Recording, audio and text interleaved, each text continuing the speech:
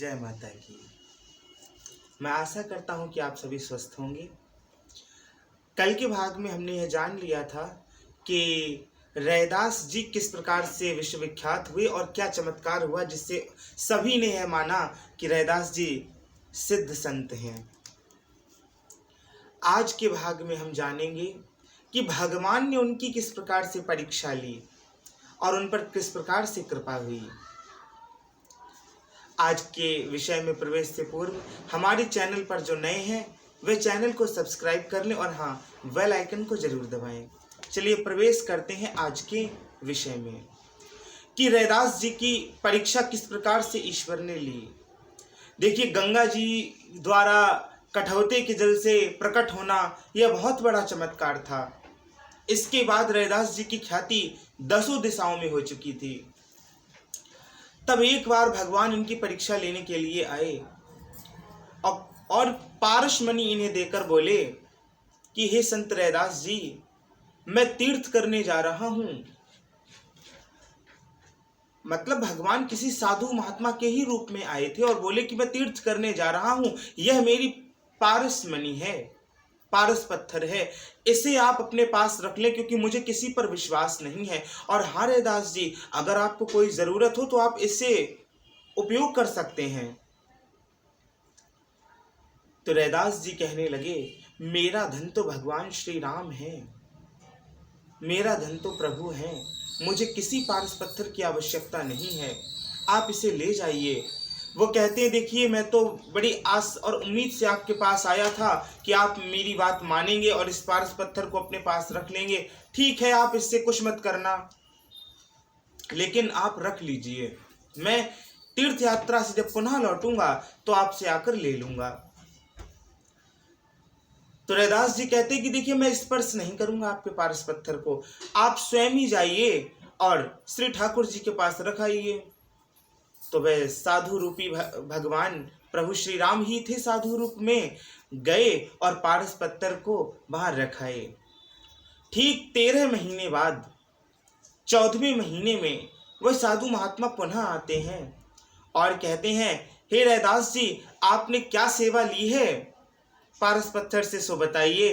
रैदास जी कहते हैं, मुझे यह भी ज्ञात नहीं महात्मा जी, आप पत्थर कहाँ रख गए थे, आप जहां रख गए हों वहां से आप अपना पत्थर ले जा सकते हैं। तो साधु महात्मा श्री रामचंद्र जी अर्थात ठाकुर जी जहां बैठे थे वहां आते हैं, देखते हैं कि हाँ, वह पारस पत्थर ठीक उसी जगह रखा है जहां पर वो रख गए थे। इतना देखकर बहुत प्रसन्न हुए प्रभु और उस पत्थर को लेकर चले गए। उसके बाद से क्या होने लगा, एक अजीब सी घटना हुई कि जैसे ही प्रातः काल नित्य कर्म पूजा के लिए रैदास जी पूजा घर में जाते थे तो ठाकुर जी के पास उन्हें 5 सोने की मोहरें मिलती थीं। यह सब माया का खेल देखकर रैदास जी बहुत दुखी होते थे और उन 5 मोहरों को चिमटे से पकड़कर गंगा जी में डाल देते थे। ऐसा कई दिन तक चलता रहा। तब प्रभु ने रैदास जी के स्वप्न में आकर कहा कि हे भक्त रैदास, तुम इन मोहरों को गंगा में मत डालो, इन्हें रखो अपने पास और इनका सदुपयोग करो। तो रैदास जी स्वप्न में ही कहते हैं कि प्रभु, मुझे धन और माया से कोई मतलब नहीं, आप ही मेरे धन हैं, आप ही सब कुछ है मेरे लिए। मैं क्या करूंगा इन मोहरों का और मैं किस प्रकार से सदुपयोग करूंगा। अपने पेट का गुजारा करने के लिए मैं चर्मकार हूं और चमड़े का काम करता हूं, उससे मेरा पेट पल जाता है। अब मैं इन मोहरों का क्या करूं प्रभु।